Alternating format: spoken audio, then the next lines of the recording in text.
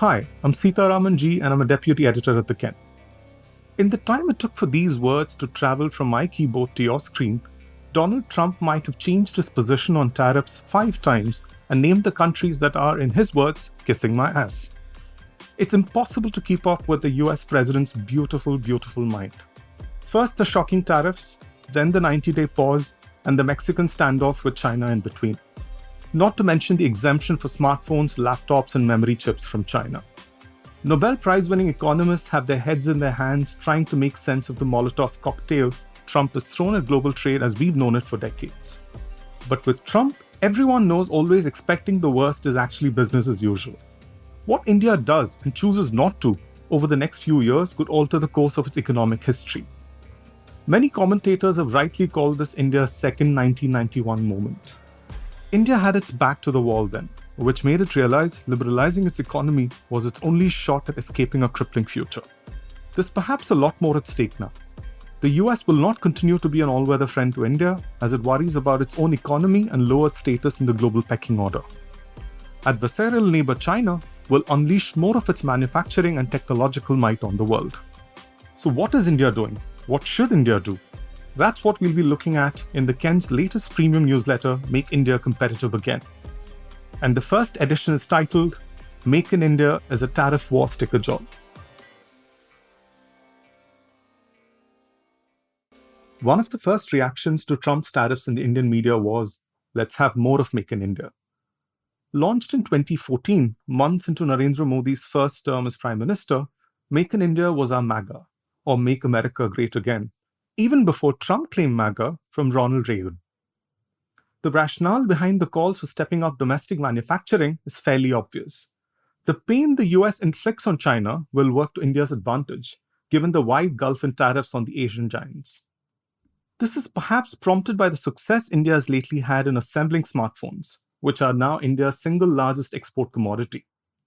But drawing a straight line from that to India's so-called manufacturing resurgence is a case of missing the forest for the trees. In fact, the first decade of Make in India is quite telling. In FY23, India channeled a slightly higher share of its gross domestic product to assets such as factories, equipment, and infrastructure than 10 years earlier. That's certainly a sign of intent to invest in long-term growth. But manufacturing is no more important to the Indian economy now than before Modi took office. Even the introduction in 2020 of production-linked incentives hasn't helped matters. India is nowhere close to its target of having manufacturing contribute 25% of its economic output by 2025. Manufacturing's share is just over 17% now. Unsurprisingly, days before Trump's reciprocal tariffs, Reuters reported that India plans to let the subsidies lapse because, and I quote, many firms that participated in the program failed to kickstart production, while others that met manufacturing targets found India slow to pay out subsidies. India has just paid $1.73 billion in incentives, or just under 8% of the allocated funds. If weaning itself off Chinese imports was the first motive behind India's manufacturing push, the second was to find jobs for its burgeoning workforce. But manufacturing has come a cropper here. In the 9 years to FY23, the last year for which sector-wise numbers are available, manufacturing added 8.2 million jobs, but its share in India's employment slid. It accounted for just over 1 in 10 jobs.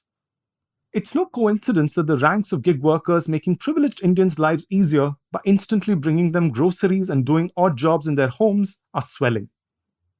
India's yearning for a manufacturing renaissance is grossly misplaced. Even Germany, one of the world's most industrialized nations, has witnessed the share of manufacturing in its economy fall since the 1990s, as economist Paul Krugman points out in his excellent Substack newsletter. This is before Chinese automakers such as SAIC and BYD took a wrecking ball to Germany's largest industry. It's not just India. Even Germany has been running twice as fast to stay in the same place in the global goods trade. Germany's share in global merchandise exports fell marginally between 2014 and 2023, while India's was flat. As much as countries don't want to accept it, Chinese manufacturers do have 9 lives.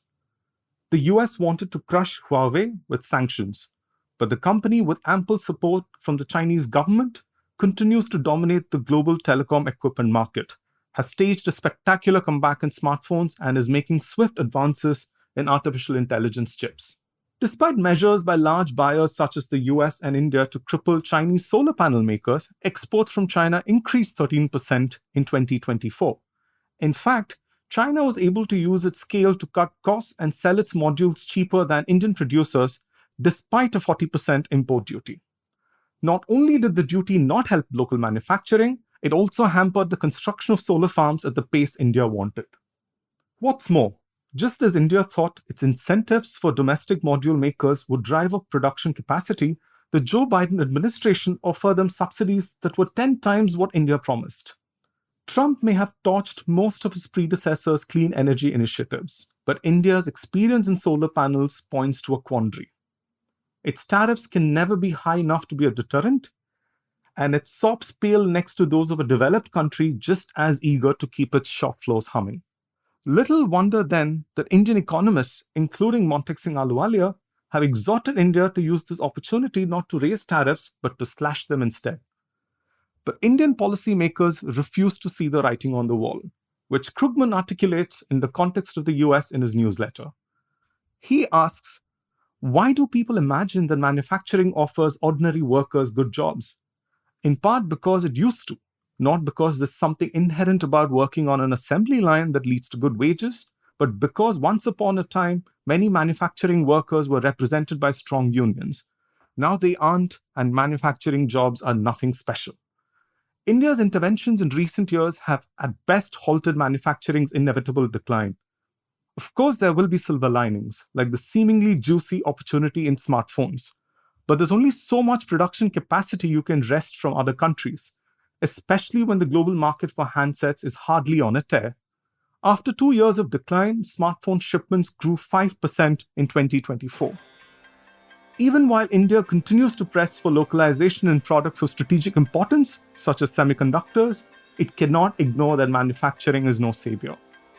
But with a workforce 3 times that of the US and an employment crisis only exacerbated by the rising productivity of workers and increased automation, wishful thinking is the first predictable response.